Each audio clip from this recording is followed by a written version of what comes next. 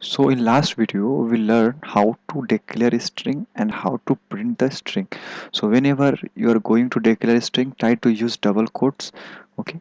So whatever you added in double quotes, you can see into your console also. So now I am going to print integer.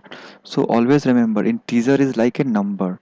So what I will do, I'll just give int, okay, int, and I give like value, okay, value, or it's better like give a equal to 10. So currently what I have done, I have declared one int, that means integer whose name is a and whose content value as a 10.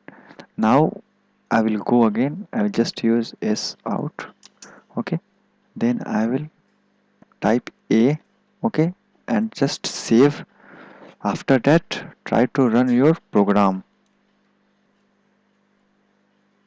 So when you run, you can see in your console here it's printing 10, okay, because here we declare int a equal to 10.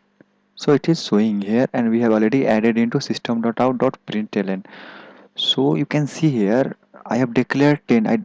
I don't use any double quote. So if you are going to declare a number or float or whatever, don't try to use double quotes. Double quotes is only we have to add when it is a string, okay. So this is a way to declare int and this is a way to print here.